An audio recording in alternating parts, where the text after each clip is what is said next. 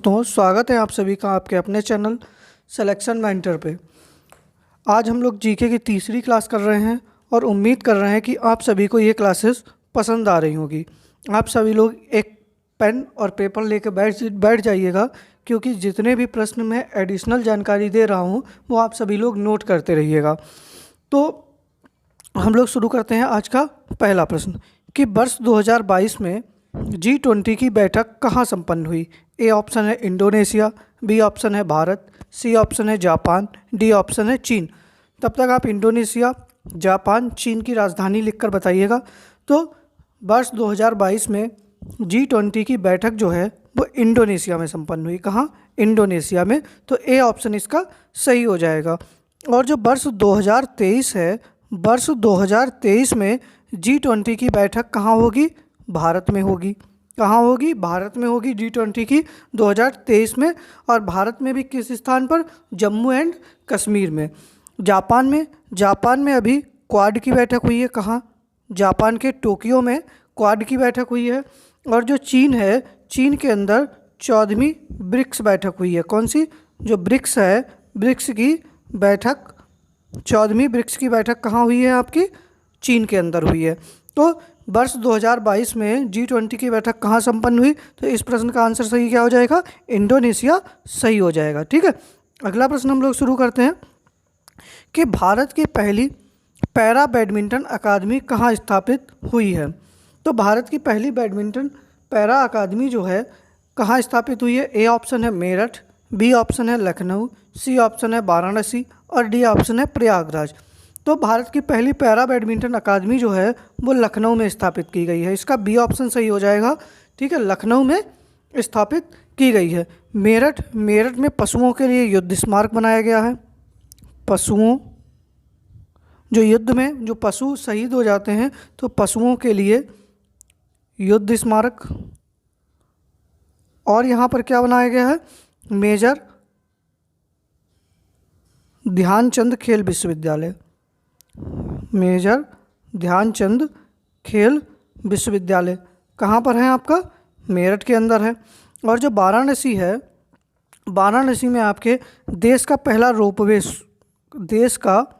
वाराणसी में क्या है? देश का पहला रोपवे आपका कहाँ पर है? वाराणसी में। ठीक है, वाराणसी में ही आपका रुद्राक्ष कन्वेंशन सेंटर है। और अभी वाराणसी में संत रविदास संग्रहालय बनाया गया है। क्या? संत रविदास संग्रहालय। क्या बनाया गया है? संत रविदास संग्रहालय जो है वो आपका कहाँ बनाया गया है? वाराणसी में बनाया गया है। अगला ऑप्शन है आपका पास में डी ऑप्शन है प्रयागराज। प्रयागराज में जो है वो आपका उत्तर प्रदेश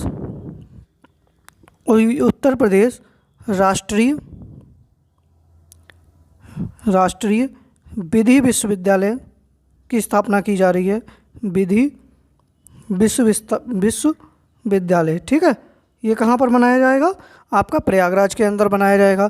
तो सेकंड क्वेश्चन जो है इसका आंसर क्या सही हो जाएगा कि भारत की पहली पैरा बैडमिंटन अकादमी कहाँ स्थापित हुई? लखनऊ के अंदर स्थापित हुई।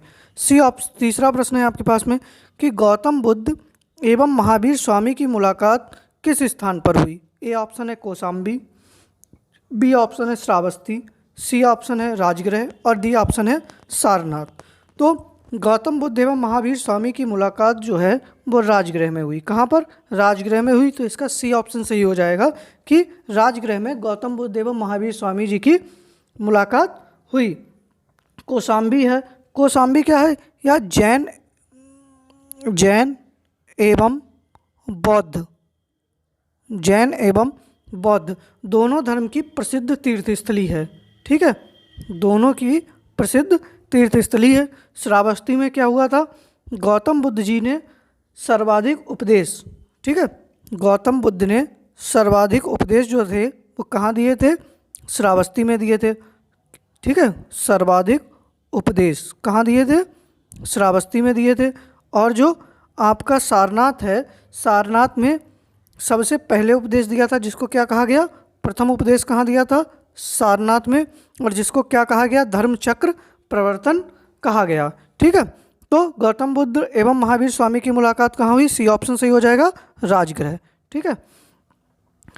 चौथा प्रश्न है कि अनहैप्पी इंडिया पुस्तक के लेखक कौन है?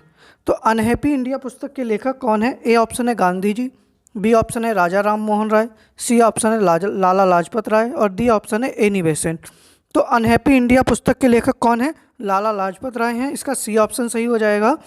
और जो गांधी जी थे, इन्होंने यंग इंडिया पुस्तक लिखी थी। कौन सी? Young India. कौन सी? Young India.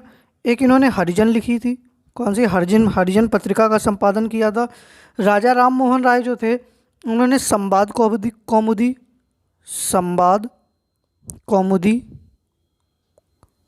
ठीक है, संवाद कौमुदी। और इसके बाद में इन्होंने मिरातुल अखबार। कौन सा? मिरातुल अखबार। ये किनके थे? मिरातुल अखबार और संवाद कौमुदी जो था वो राजा राम मोहन राय से संबंधित है।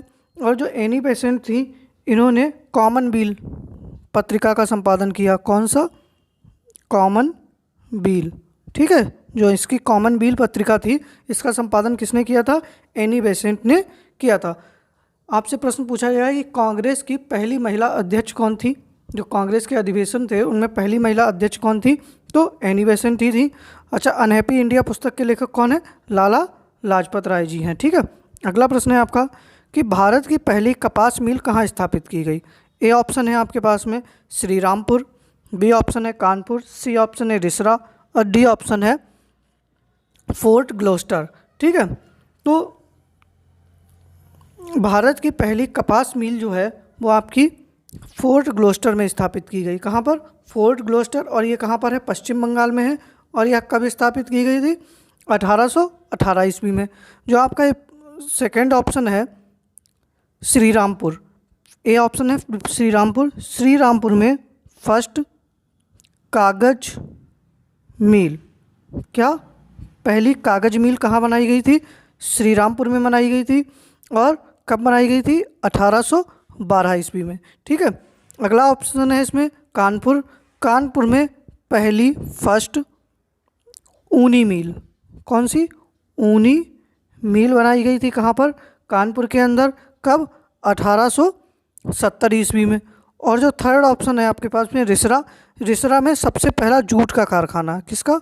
जूट कारखाना कहाँ बनाया गया था? आपका रिसरा के अंदर। और कब? 1854 ईस्वी में। ठीक है।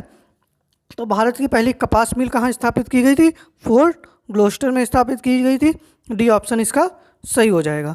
हमारे पास में छठा प्रश्न है कि सबसे हल्का तत्व कौन सा है? तो सबसे हल्का तत्व जो है वो आपका ए ऑप्शन है लिथियम, बी ऑप्शन है ओस्मियम, सी ऑप्शन है प्लेटिनम और डी ऑप्शन है आपका एल्यूमिनियम। तो जो लिथियम है वो सबसे हल्का तत्व है। कौन सा? सबसे हल्का तत्व लिथियम है। ये आपका ए ऑप्शन सही हो जाएगा। ओस्मियम जो है ये सबसे भारी धातु है। क्या है? सबसे भारी धातु। आपसे प्रश्न पूछ लिया जाए कि सबसे भारी धातु कौन सी है? ओस्मियम। और प्लेटिनियम जो है सबसे ज़्यादा कठोर धातु है। क्या है? कठोर धातु है। ठीक है। और जो एल्युमिनियम है, आपसे कहा जाए कि पृथ्वी की भूप्रवृत्ति पर सर्वाधिक मात्रा में कौन सी है? तो सर्वाधिक जो है वो कौन सी है आपकी? एल्युमिनियम पाई जाती है। तो सबसे हल्का तत्व कौन सा हो जाएगा? लिथियम हो जाएगा। इसका ए ऑप्शन आपका सही हो जाएगा। अगला प्रश्न है कि मनिहारी का युद्ध कब हुआ? ए ऑप्शन है अक्टूबर 1764, बी ऑप्शन है मई 1555, सी ऑप्शन है अक्टूबर 1756 और डी ऑप्शन है 1757। तो मनिहारी का जो युद्ध हुआ था वो आपका सिराजुद्दौला और शौकत जंग के मध्य हुआ था। इसके सिराजुद्दौला और शौकत जंग के मध्य में हुआ था। कब? अक्टूबर 1756 में। कब? अक्टूबर 1756 में। तो इसका सी ऑप्शन सही हो जाएगा। अक्टूबर 1756 में क्या हुआ था? मनिहारी का युद्ध हुआ था। ए ऑप्शन है आपके पास में कि अक्टूबर 1764। तो अक्टूबर 1764 में आपका क्या हुआ था? अक्टूबर 1764 में आपका कौन सा युद्ध हुआ था बताइएगा? बक्सर का युद्ध हुआ था। कौन सा? बक्सर का युद्ध। बक्सर का युद्ध हुआ था। कब? अक्टूबर 1764 में।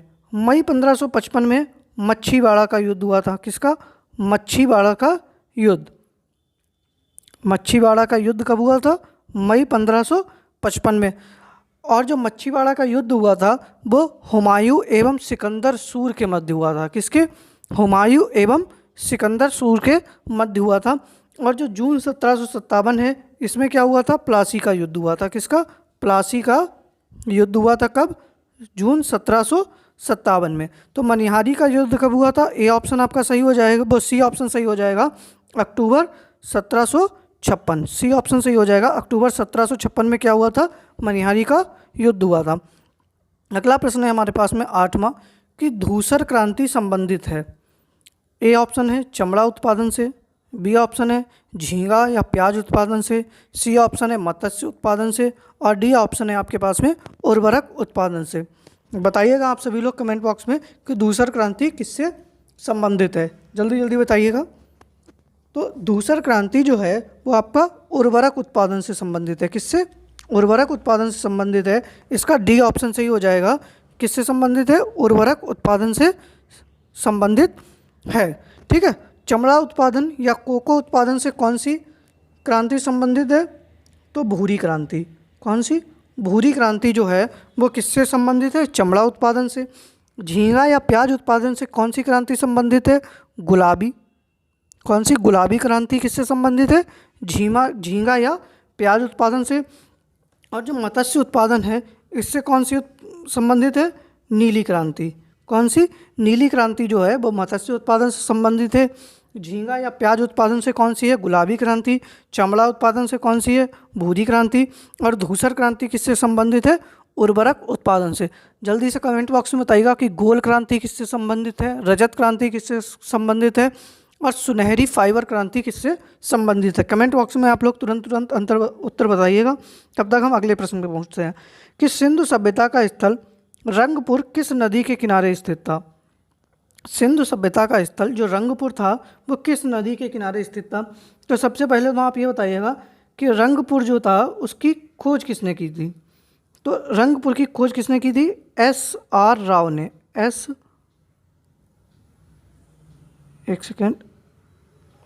S.R. राव ने किसकी खोज की थी? रंगपुर की खोज की थी। और रंगपुर आपका किस नदी के किनारे स्थित था? सी ऑप्शन भादर नदी के किनारे। क्या सही हो जाएगा? रंगपुर जो था वो भादर नदी के किनारे स्थित था और इसकी खोज किसने की थी? S.R. राव ने की थी। भोगवा नदी के किनारे कौन सा स्थल संबंधित था? लोथल। कौन सा था? लोथल जो था वो किस नदी के किनारे था? भोगवा नदी के किनारे। और लोथल की भी खोज किसने की थी? S.R. राव ने की थी। और जो आपका रावी था, ये रावी नदी के किनारे कौन सा स्थल संबंधित था? तो रावी नदी के किनारे हड़प्पा था। कौन सा? हड़प्पा जो था वो रावी नदी के किनारे था। और हड़प्पा की खोज किसने की थी? दयाराम साहनी ने। किसने? दयाराम साहनी ने। और सिंधु नदी के किनारे कौन सा स्थल संबंधित था? तो सिंधु नदी के किनारे आपका मोहनजोदड़ो था। कौन सा था? मोहनजोदड़ो। और चाहुंदड़ो जो था वो भी आपका कहाँ पर था? सिंधु नदी के किनारे था।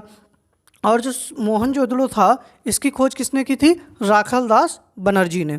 तो रंगपुर किस नदी के किनारे था? आपका क्या ऑप्शन सही हो जाएगा? भादर नदी के किनारे स्थित था। किसके? भादर नदी के किनारे। ठीक है। अगला प्रश्न हम लोग देखते हैं 10वां प्रश्न कि क्रिप्स मिशन भारत कब आया? ए ऑप्शन है आपके पास में 8 अगस्त 1942, बी ऑप्शन है 23 मार्च 1942, सी है 24 मार्च 1946, और डी ऑप्शन है 17 अक्टूबर 1940। तो जो क्रिप्स मिशन था वो भारत में सबसे पहले कब आया था?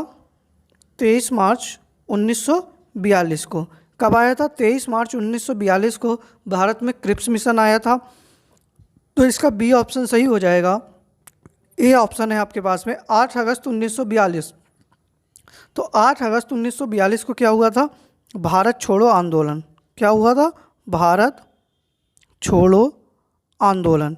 क्या हुआ था? भारत छोड़ो आंदोलन जो था वो कब था आपका? 8 अगस्त 1942 को। और इसी में गांधी जी ने नारा दिया था, करो या मरो का नारा जो था वो गांधी जी ने भारत छोड़ो आंदोलन के समय दिया था। फिर अगला ऑप्शन है कि 24 मार्च 1946 को, तो जो 24 मार्च 1946 था, 24 मार्च 1946 को कैबिनेट मिशन आया। क्या आया? Cabinet mission. कैबिनेट मिशन जो है वो भारत में कब आया था? 24 मार्च 1946 को आया। और 17 अक्टूबर 1940 को क्या हुआ था? व्यक्तिगत सत्याग्रह।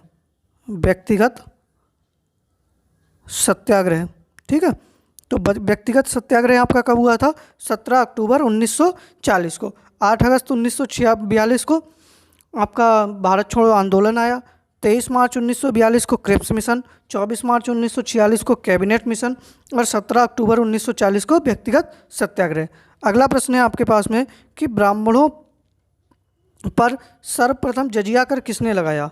ठीक है, तो यहाँ पर आप कर लीजिएगा, का की जगह पर कर लीजिएगा कि ब्राह्मणों पर सर्वप्रथम जजिया कर किसने लगाया। ए ऑप्शन है मोहम्मद बिन कासिम, बी ऑप्शन है सिकंदर शाह, सी ऑप्शन है फिरोज शाह तुगलक और डी ऑप्शन है आपका फिर अलाउद्दीन खिलजी। तो जो आपका ब्राह्मणों पर सर्वप्रथम जजिया कर जो था वो फिरोज शाह तुगलक ने लगाया था। सी ऑप्शन सही हो जाएगा। फिरोज शाह तुगलक जो था सर्वप्रथम ब्राह्मणों पर जजिया कर लगाने वाला था। और मोहम्मद बिन कासिम ने भारत में सबसे पहले जजिया कर लगाया था। कब? सबसे पहले जजिया कर लगाने वाला कौन था? तो मोहम्मद बिन कासिम था। तब इसने कहाँ लगाया था? सिंध क्षेत्र में, क्योंकि इसने सिंध क्षेत्र को जीता था और सिंध क्षेत्र में इसने सबसे पहले जजिया कर लगाया था। और जो आपका सिकंदर शाह है इसने कश्मीर में सबसे पहले जजिया कर लगाया था। किसमें? कश्मीर में जजिया कर लगाने वाला सबसे पहले, तो कश्मीर में सबसे पहले जजिया कर किसने लगाया था? सिकंदर शाह ने लगाया था। आपसे पूछ ले कि अलाउद्दीन खिलजी, तो अलाउद्दीन खिलजी किस समय क्या हुआ था? इसने दाग एवं हुलिया प्रथा चालू की थी। दाग एवं हुलिया प्रथा, ठीक है। सैनिकों को नगद वेतन देता था, ठीक, सैनिकों को नगद वेतन देता था। बाजार नियंत्रण प्रणाली अपनाई थी इसने, ठीक है। तो अलाउद्दीन खिलजी का शासनकाल में बहुत सारे कार्य हुए। और ब्राह्मणों पर सर्वप्रथम जजिया कर किसने लगाया था? तो इसका ऑप्शन कौन सा सही हो जाएगा? सी ऑप्शन सही हो जाएगा कि ब्राह्मणों पर जजिया कर किसने लगाया था? फिरोज शाह तुगलक ने लगाया था। अगला ऑप्शन है हमारे पास में, अगला प्रश्न है 12वां कि तकला मकान मरुस्थल स्थित है। ए ऑप्शन है अर्जेंटीना, बी ऑप्शन है बोत्सवाना, सी ऑप्शन है मंगोलिया और डी ऑप्शन है चीन। बताइएगा जल्दी जल्दी से, आप लोग कमेंट बॉक्स में बताइएगा कि प्यासी भूमि किस महाद्वीप को प्यासी भूमि कहा जाता है एवं पक्षियों का महाद्वीप किसे कहा जाता है। जल्दी से कमेंट बॉक्स में बताइएगा कि पक्षियों का महाद्वीप किसको कहा जाता है एवं प्यासी भूमि का महाद्वीप किसे कहा जाता है। तो तकला मकान जो मरुस्थल है वो आपका कहाँ स्थित है? डी ऑप्शन सही हो जाएगा, चीन में स्थित है तकला मकान मरुस्थल। जो आपका अर्जेंटीना है, अर्जेंटीना के अंदर कौन सा मरुस्थल है? पेंटागोनिया। कौन सा? जो पेंटागोनिया का मरुस्थल है जो कहाँ पर है आपका? अर्जेंटीना में स्थित है। और बी ऑप्शन है बोत्सवाना। बोत्सवाना में कौन सा मरुस्थल है? कालाहारी। कौन सा है? कालाहारी मरुस्थल जो है वो आपका बोत्सवाना में स्थित है। और मंगोलिया में कौन सा मरुस्थल है? गोबी का मरुस्थल। कौन सा? जो गोबी मरुस्थल है वो आपका कहाँ पर स्थित है? मंगोलिया में। जल्दी से मंगोलिया की राजधानी बताइएगा। तो तकला मकान मरुस्थल कहाँ पर हो जाएगा आपका? चीन में हो जाएगा। अच्छा, सर्वाधिक मरुस्थल किस महाद्वीप में पाए जाते हैं? ये भी आंसर बताइएगा। फिर 13वां प्रश्न है कि गेटवे ऑफ इंडिया का निर्माण किसने किया? तो ए ऑप्शन है हमारे पास में जॉर्ज बिटेट, बी ऑप्शन है नेकचंद सेनी, सी ऑप्शन है कोनिस बर्गर और डी ऑप्शन है चार्ल्स कोरिया। तो गेटवे ऑफ इंडिया सर्वप्रथम बताइएगा, गेटवे ऑफ इंडिया कहाँ स्थित है? जल्दी से कमेंट बॉक्स में बताइएगा गेटवे ऑफ इंडिया कहाँ स्थित है। तो जो इसका ए ऑप्शन है कि जॉर्ज बिटेट ने क्या किया था? आपका गेटवे ऑफ इंडिया का निर्माण कराया था, ठीक है, जॉर्ज बिटेट। तो इसका इस प्रश्न का आंसर क्या सही हो जाएगा? जॉर्ज बिटेट। और जो नेकचंद सैनी थे इन्होंने क्या किया था? जो चंडीगढ़ में रॉक गार्डन है, चंडीगढ़ का रॉक गार्डन, ठीक है। तो चंडीगढ़ के रॉक गार्डन का निर्माण किसने करवाया था? नेकचंद सैनी ने। और जो आपके कोनिस बर्गर हैं इनको भुवनेश्वर का वास्तुकार कहा जाता है। जो भुवनेश्वर शहर है, कौन सा? भुवनेश्वर शहर का वास्तुकार कहा जाता है किसको? भुवनेश्वर शहर का वास्तुकार किसे कहा जाता है? कोनिस बर्गर को। और जो आपके चार्ल्स कोरिया हैं, इनको क्या कहा जाता है? इनको भारत भवन का वास्तुकार कहा जाता है। भारत भवन का वास्तुकार, ठीक है। तो भारत भवन का वास्तुकार किसको कहा जाता है? चार्ल्स कोरिया को कहा जाता है। और ये भारत भवन कहाँ स्थित है, आप लोग कमेंट बॉक्स में बताइएगा। तो गेटवे ऑफ इंडिया का निर्माण किसने कराया था? ए ऑप्शन सही हो जाएगा, जॉर्ज बिटेट ने कराया था। 14वां प्रश्न है आपके पास कि कलमकारी चित्रकला कहाँ से संबंधित है? ए ऑप्शन है बिहार, बी ऑप्शन है उड़ीसा, सी ऑप्शन है गुजरात और डी ऑप्शन है आंध्र प्रदेश। तो सबसे पहले बिहार का शोक किसको कहा जाता है? बताइएगा, बिहार का शोक किस नदी को कहा जाता है? तो जो कलमकारी चित्रकला थी आपकी, वो आंध्र प्रदेश से संबंधित है। कहाँ से? आंध्र प्रदेश से। तो इसका ऑप्शन डी सही हो जाएगा, आंध्र प्रदेश से कलमकारी चित्रकला संबंधित है। और आंध्र प्रदेश की राजधानी क्या है बताइएगा।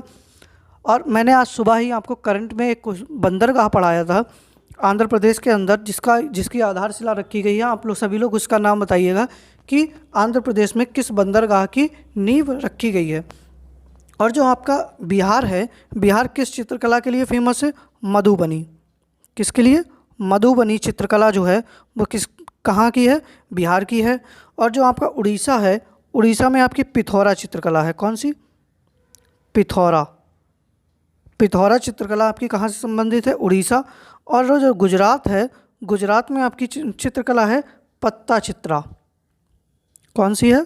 पत्ता चित्रा चित्रकला जो है वो आपकी गुजरात से संबंधित है। उड़ीसा से पिथौरा चित्रकला संबंधित है। और जो बिहार है, बिहार से आपकी मधुबनी चित्रकला संबंधित है। और जो आपकी कलमकारी चित्रकला है वो कहाँ से संबंधित है? आंध्र प्रदेश से संबंधित है। सही बता रहे हैं आप लोग। रामायपट्टनम बंदरगाह जो था वो आपका कहाँ था? आंध्र प्रदेश में, जिसकी अभी वहाँ के मुख्यमंत्री वाई.एस. जगनमोहन रेड्डी ने आधारशिला रखी है। तो इसका डी ऑप्शन सही हो जाएगा, आंध्र प्रदेश।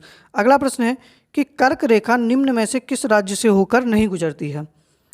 कर्क रेखा निम्न में से किस राज्य से होकर नहीं गुजरती है? ए ऑप्शन है पश्चिम बंगाल, बी ऑप्शन है त्रिपुरा, सी ऑप्शन है महाराष्ट्र, डी ऑप्शन है झारखंड। तो देखो, कर्क रेखा कितने कुल राज्यों से होकर गुजरती है? 8। कितने? 8 राज्यों से। तो वो 8 राज्य कौन कौन से हैं? तो सबसे पहला है आपका गुजरात। कौन सा है? गुजरात। गुजरात के बाद में राजस्थान। कहाँ? राजस्थान। राजस्थान के बाद में मध्य प्रदेश। कौन सा? मध्य प्रदेश। मध्य प्रदेश के बाद में छत्तीसगढ़।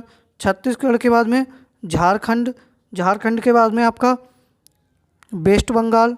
ठीक है, वेस्ट बंगाल के बाद में त्रिपुरा। और त्रिपुरा के बाद में आपका कहाँ जाता है? मिजोरम। कहाँ पर? मिजोरम। ठीक है, मिजोरम की राजधानी बताइएगा। मिजोरम और त्रिपुरा की राजधानी बताइएगा कि मिजोरम और त्रिपुरा की राजधानी कौन कौन सी है, कमेंट बॉक्स में बताइएगा। तो इनमें से देख लीजिएगा कि कौन सा आंसर आपका सही है, कि किस राज्य से होकर नहीं गुजरती है। पश्चिम बंगाल से गुजरती है, त्रिपुरा से गुजरती है, झारखंड से गुजरती है।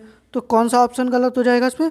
महाराष्ट्र से नहीं गुजरती है। ठीक है, तो सी ऑप्शन आपका सही हो जाएगा कि कर्क रेखा जो है वो महाराष्ट्र से होकर नहीं गुजरती है। ठीक है, तो इसका सी ऑप्शन सही हो जाएगा। 8 राज्यों से गुजरती है, गुजरात, राजस्थान, मध्य प्रदेश, छत्तीसगढ़, झारखंड, पश्चिम बंगाल, त्रिपुरा और मिजोरम। त्रिपुरा की राजधानी और मिजोरम की राजधानी बताइएगा सभी लोग। अगला प्रश्न है आप सभी से कि बांग्लादेश से 3 तरफ से कौन सा राज्य घिरा हुआ है? बांग्लादेश से 3 तरफ से कौन सा राज्य घिरा हुआ है? कमेंट बॉक्स में उत्तर बताइएगा कि बांग्लादेश से 3 तरफ से कौन सा राज्य घिरा हुआ है। उम्मीद कर रहे हैं कि आप सभी को ये क्लास पसंद आ रही होगी। और आपको पता है जैसे कि सुबह 7 बजे जो है वो आपके करंट अफेयर्स का एक सेशन होता है, जिसमें मैं 10 क्वेश्चन लेकर आता हूँ, जो कि आपके वो 10 क्वेश्चन जो है वो परीक्षा की दृष्टि से बहुत ही ज़्यादा महत्वपूर्ण है। और जो प्रीवियस ईयर क्लास भी होती है करंट अफेयर्स की, उसका भी रिवीजन करा रहे हैं। तो आप सभी लोग सुबह 7 बजे भी जुड़ना ना भूलें। और जो हमारी शाम को 7 बजे ये क्लास चल रही है, ये आपके लिए वरदान साबित होगी पेट एग्ज़ाम में, या इवन जो भी वनडे एग्ज़ाम होता है उसमें आपको इस क्लास से प्रश्न जरूर देखने को मिलेंगे। तो उम्मीद करते हैं कि आप सभी को ये क्लास पसंद आ रही है। अगर आप लोगों को क्लास पसंद आ रही है तो वीडियो को लाइक करें, शेयर करें, सब्सक्राइब करें और अगर आप लोगों का कोई भी प्रश्न है या आपको हमसे ये पीडीएफ आपको अगर चाहिए है, इसकी इन प्रश्नों की पीडीएफ चाहिए है, तो आप हमसे टेलीग्राम से जुड़ सकते हैं। टेलीग्राम का लिंक जो है आपको डिस्क्रिप्शन बॉक्स में या हमको कमेंट बॉक्स में आपको पिन मिलेगा, तो आप लोग वहाँ से भी जुड़कर इसकी पीडीएफ प्राप्त कर सकते हैं। बाकी आप सभी से निवेदन है कि वीडियो को अधिक से अधिक शेयर करें, आपके अपने अधिक से अधिक मित्रों के पास पहुँचाएँ और उनसे कहें कि चैनल को सब्सक्राइब करें। धन्यवाद।